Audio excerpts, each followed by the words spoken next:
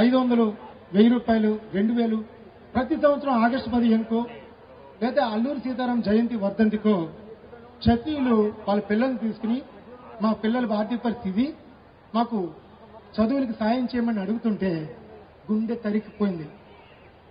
అలాంటి పరిస్థితుల నుంచి పుట్టిందే ఈ క్షత్రియ కార్పొరేషన్ సాధన సమితి. మనలో ఉన్న బాగా చదువుకున్న పిల్లలకి చదువులు లేక ఇంజనీరింగ్, మెడికల్, విదేశాలకు వెళ్లాల్సిన అవసరం ఉన్నా కూడా పరిస్థితులు పోయి వాళ్ళు చదువుకుని డిగ్రీ ఎక్కడికో ఆగిపోయి చాలా బాధగైన పరిస్థితిలో ఉన్నారు. అలాంటి పిల్లలకి ఆర్థిక భరోసా ఇవ్వగలిగితే వాళ్ళు క్షత్రియులు ఎవరైతే ఈ బాగా చదువుకున్నారో వారికి ఈ చదువులు డాక్టర్, ఇంజనీర్లు అవుతారు. అలాంటి భవిష్యత్తు రాబోయే తరాల్లో క్షత్రియులకి రావాలని సంకల్పం పెట్టుకున్నది మాత్రమే ఈ క్షత్రియ కార్పొరేషన్ సాధన సమితి. మాకు ఈ విషయంలో మొట్టమొదటి అడిగింది 4-5 అడుగులు మాత్రమే. మా వెనకాల ఉన్నది 2 మాత్రమే. 9 నెలల్లో మేము వెళ్ళిన చోట మేము మాట్లాడుతుంటే చిన్న చూపులు ఎన్నో ఎదురయ్యాయి. బాధ పెట్టారు, చాలా బాధ పెట్టారు. మేము వస్తుంటే వీడు ఎక్కడ కార్పొరేషన్ మాట్లాడతారని చెప్పి పక్క సందులోకి వెళ్ళిపోయిన వాళ్ళకి సందర్భాలు కూడా ఉన్నాయి. మొట్టమొదటి 3 నెలల్లో రఘు గారు, నేను, కేఆర్కే ఇంకా ఇతర సంబంధించిన మా జేఏసీ సభ్యులు ఒంటరి పోరాటం చేశాం. ప్రతి చోట అవమానాలు, చీత్కారాలు, పబ్లిసిటీ, ఎక్స్వైజెడ్ ఇలాంటి అవమానాలన్నీ. ఎందుకంటే ఒక క్షత్రియుడు ఎదుగుతుంటే లేదా మాట్లాడుతుంటే కనిపిస్తే వారం లేనితనం ఉన్నది కూడా మన క్షత్రియుల్లోనే.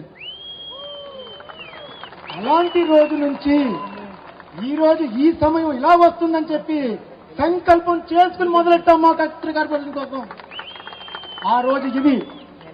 ఇలాంటి ఉన్నతమైన క్రౌడ్, ఉన్నతమైన క్షత్రియులందరూ ఐకమత్యంగా ఉన్నామని ఇక ముందు భావి తరాలకు గాని ప్రతి మందికి గాని ఇక మనం చూపించగలిగిన రోజు ఖచ్చితంగా క్షత్రియుల్లో ఒక 2-3 మినిస్టర్లు కూడా రావచ్చే అవకాశం ఉంది.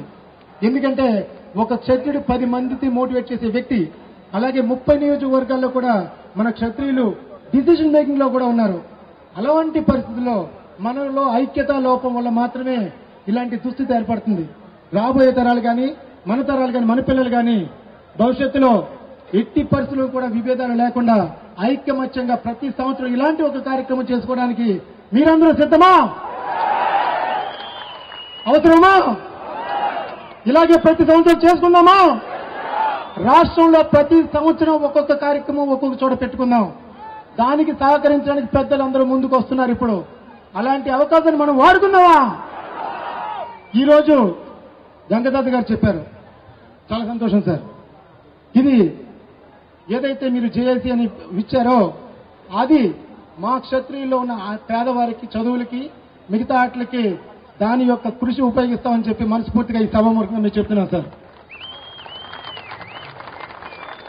అలాగే ఇది నాంది మాత్రమే, ఈ ఐక్యత నాంది మాత్రమే. ఇక్కడతో మాకు జెండాలు, సన్మానాలు, మాటలన్నీ అయిపోయినాయి అనుకోవద్దు. ప్రభుత్వం వచ్చేంత వరకు ఏదైతే ఇది అనుకుంటున్నామో అంతవరకు మా కృషి ఆగదు.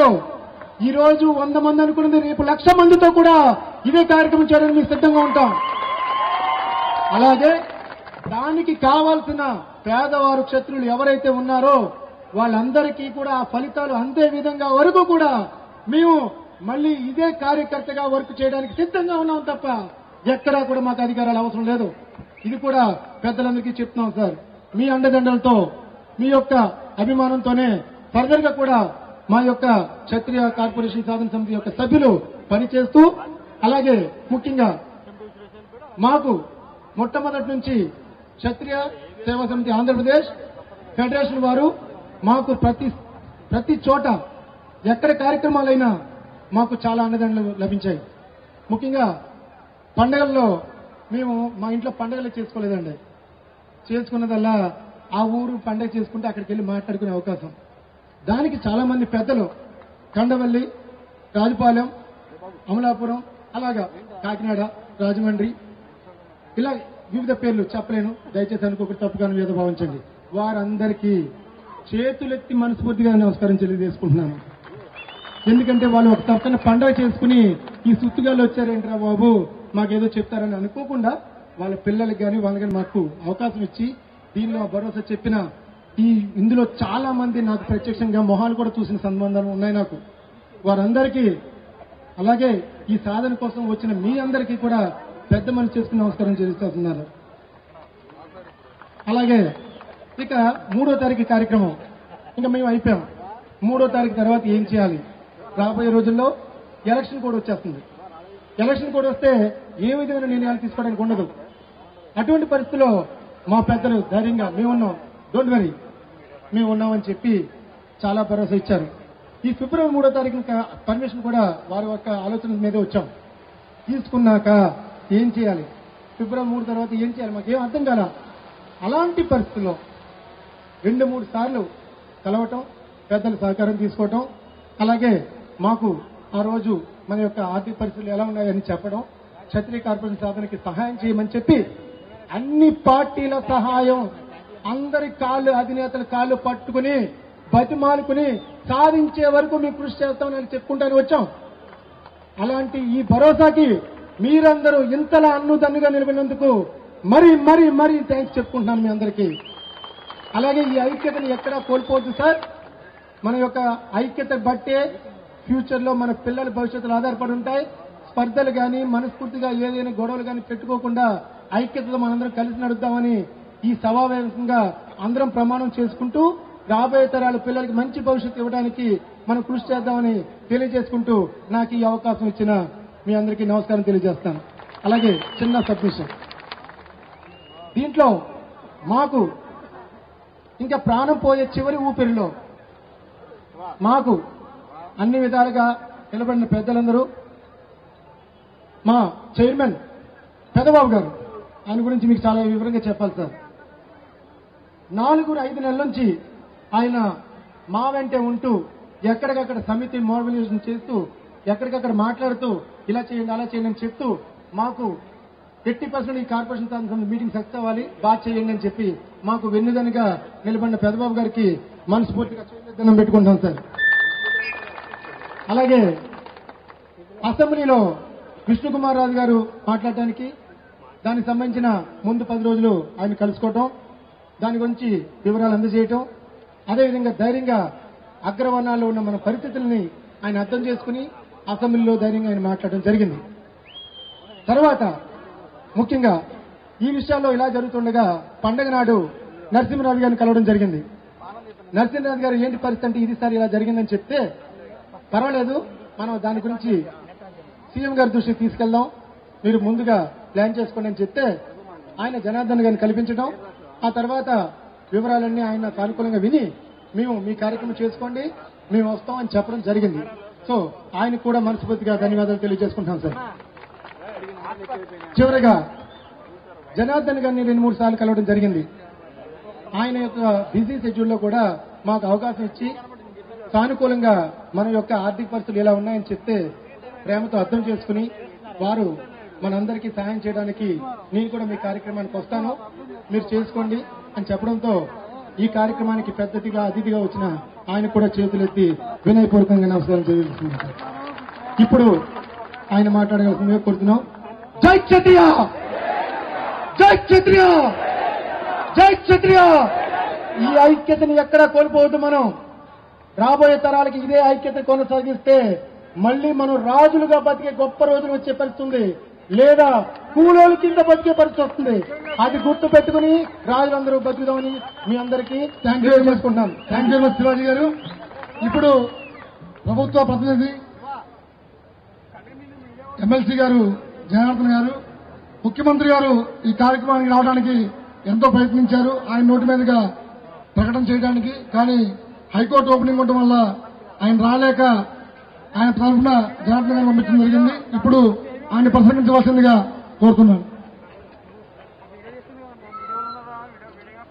రాష్ట్రం నలుమూలల నుంచి విజయవాడ తరలి వచ్చిన క్షత్రియ సోదరులకు సోదరీమణులకు అందరికీ హృదయపూర్వక నమస్కారం. మీ సాధన సమితి సోదరులందరికీ చేతులెత్తి నమస్కారం చేస్తున్నాం. ఏదైనా ఒక విషయం సాధించాలంటే ఆ మాటకొస్తే స్వతంత్రమైన కొంతమంది వ్యక్తులతోనే ప్రారంభమైంది సాధనకి పోరాటం, ప్రయత్నం. అదేవిధంగా యువకులు కొంతమంది కలిసి మీ జాతి ఉద్ధరణ కోసం, మీ జాతిలో అణగారి ఉన్న వాళ్ళ బాధలు తెలుసుకొని వాళ్లకు సహాయపడటం కోసం వీళ్లు చేసినటువంటి ఈ ప్రయత్నాన్ని అభినందిస్తా ఉన్నాను. దానికి ఈరోజు కార్యరూపం రాబోతా ఉంది. దానికి తోడు మీ ఫెడరేషన్ పెద్దలంతా కూడా వేదిక మీద ఉన్నటువంటి అందరూ సహకరించటం, వారందరినీ కూడా మనస్ఫూర్తిగా అభినందిస్తా ఉన్నాను. క్షత్రియుడు అంటే రక్షకుడు అని అర్థం. ధైర్యానికి మారు పేరు. చావైనా బతుకైనా క్షత్రియుడు తాను నమ్ముకున్నటువంటి సిద్ధాంతానికి, గౌరవానికి, విధేయతకి వెనుకాడనటువంటి మనిషి క్షత్రియుడు.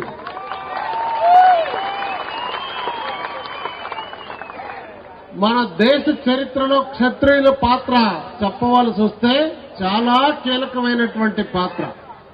ఇక్ష్వాకుల కాలం నుంచి క్షత్రియుల పాత్ర మనం చరిత్రలో చూస్తా ఉన్నాం.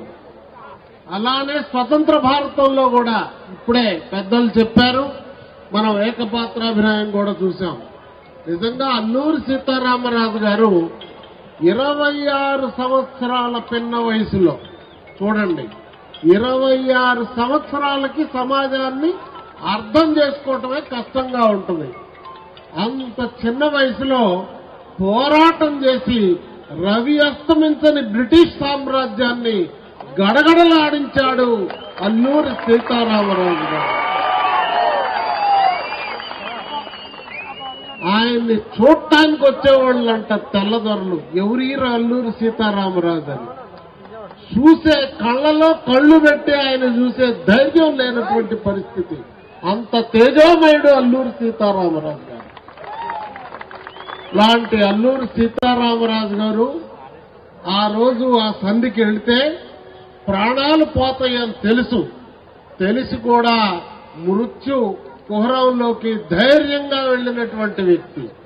కాలుస్తుంటే ఏమాత్రం వేమరపాటు లేకుండా రొమ్ము విడిచి నిలబడినటువంటి మనిషి.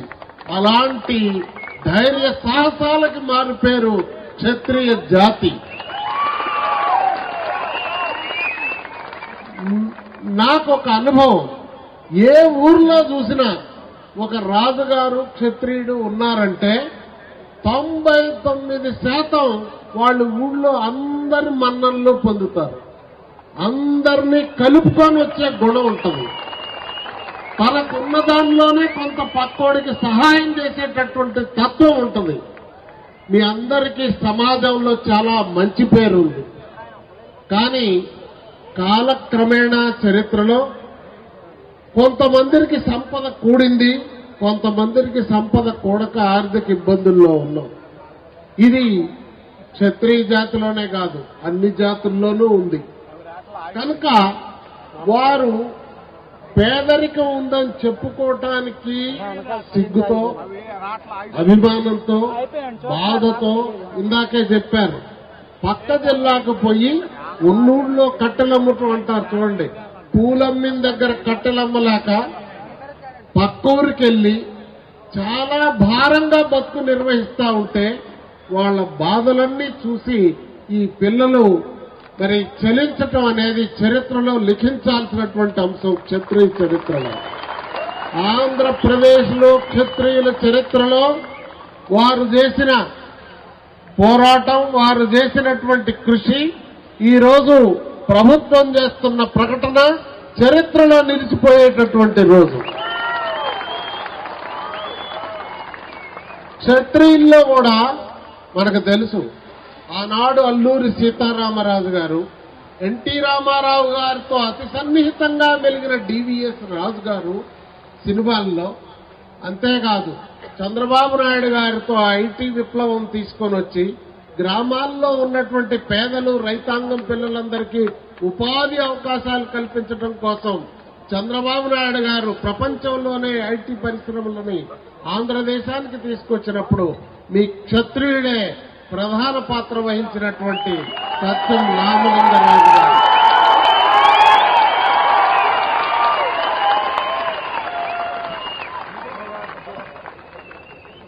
పార్లమెంటరీ పార్టీ లీడర్ గా కూడా భూపతి విజయ్ కుమార్ రాజు గారిని అవకాశం కల్పించడం జరిగింది.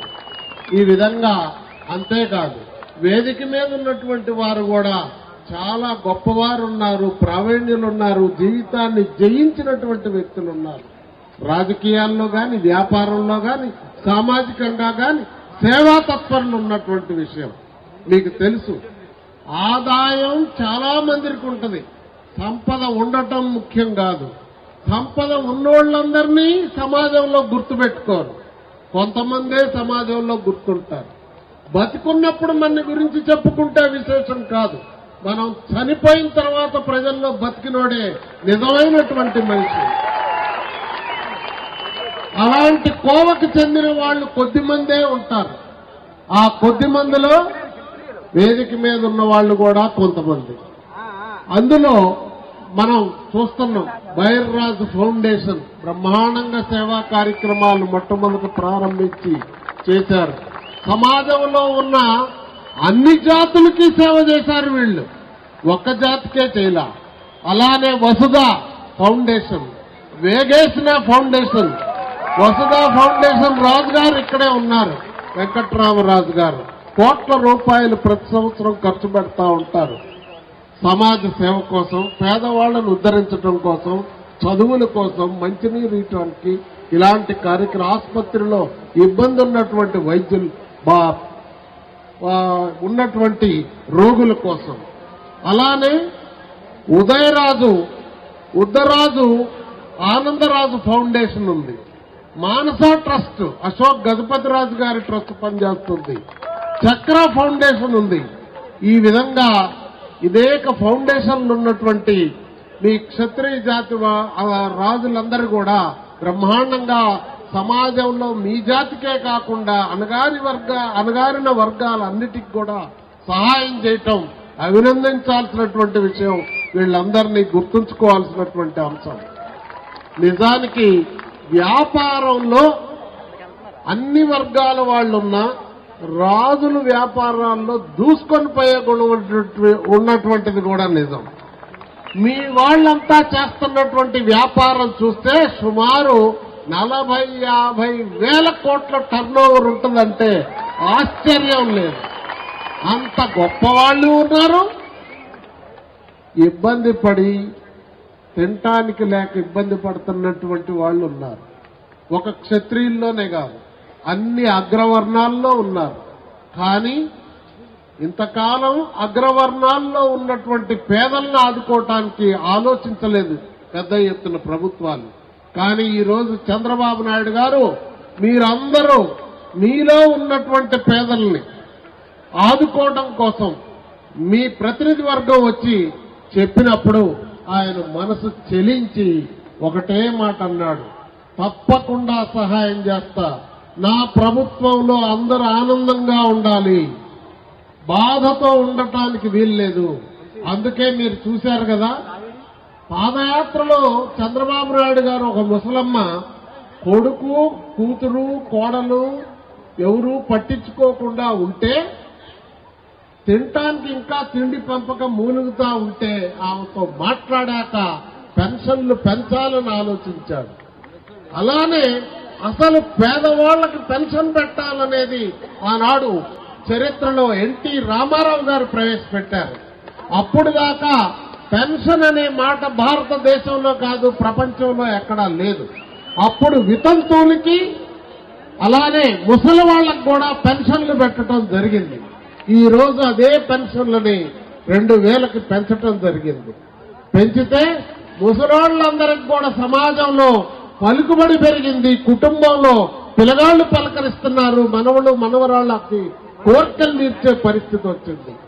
అలాంటి పథకాలు మీలో కూడా అణగారిన వర్గాల వారందరికీ పెట్టడం కోసమే ఈరోజు చంద్రబాబు నాయుడు గారు మీ ప్రతినిధి వర్గం అంతా వచ్చి కోరారు. మీ ప్రతినిధి వర్గం మొట్టమొదట పోరాట సమితి నాయకులంతా నరసింహరాజు గారు చిరకాల పరిచితం, నాకు ఫ్యామిలీ ఫ్రెండ్. ప్రతి వారం ఆదివారం నన్ను కలుస్తుంటాడు, యోగక్షేమాలు మాట్లాడుకుంటా ఉంటాం. వారి ద్వారా రావటం జరిగింది. వస్తే తప్పకుండా దీనిలో న్యాయం ఉంది, సాధించి తీరాలా అని చెప్పి నేను కూడా మీలో ఒకడినై మీ పక్షాన ఉండి పనిచేస్తానని చెప్పేసి బాబు గారి దగ్గరికి తీసుకొని వెళ్ళాను. తీసుకొని వెళ్తే మీ వాళ్ళంతా చెప్పారు, మీ ఫెడరేషన్ రాజుగారంతా జాతీయ ఫెడరేషన్ వాళ్ళు, రాష్ట్ర ఫెడరేషన్ వాళ్ళు, పోరాట సమితి వాళ్ళు అంతా వస్తే అందరినీ బాబు గారు మాట్లాడి ఏం కావాలా అని అడిగాడు. అడిగితే వారంతా చెప్పారు, కనీసం మా వాటాగా ఆర్థికంగా వెనుకబడినటువంటి మా జాతిని ఆదుకోవటం కోసం ఆర్థికంగా వెనుకబడినటువంటి ఫెడరేషన్ కి 50 కోట్లు రాజుల వాటాగా తొలి విడతగా ఇవ్వాలని కోరారు. వెంటనే చంద్రబాబు నాయుడు గారు చెప్పారు, తప్పనిసరిగా ఇస్తాను, ప్రతి ఒక్కళ్ళకి సంక్షేమ కార్యక్రమాలు చేపట్టడం కోసం అని చెప్పేసి ప్రకటన చేయటం జరిగింది. ఆ తర్వాత మీ శాసనసభలో ఉన్నటువంటి క్షత్రియ సోదరులందరూ, ఎమ్మెల్యేలు, ఎమ్మెల్సీలు అందరూ కలిసి బాబు గారి దగ్గరికి వెళ్లి మాట్లాడటం జరిగింది. దానికి కూడా స్పందించి తప్పనిసరిగా చేస్తానన్నారు. అప్పుడు మీ సాధన సమితి వాళ్ళు బాబు గారిని స్వయంగా రావాలని కోరారు. ఈ సమావేశం తేదీ ముందే పెట్టడం జరిగింది. అదే సమయానికి హైకోర్టు ప్రారంభోత్సవం, సుప్రీంకోర్టు చీఫ్ జస్టిస్ రావడం జరిగింది. కనుక మనసంతా ఇక్కడ ఉన్నా రాలేకపోయినా నన్ను వెళ్లి స్వయంగా ప్రకటన చేయవలసిందిగా కోరితే 50 కోట్ల రూపాయలు క్షత్రియుల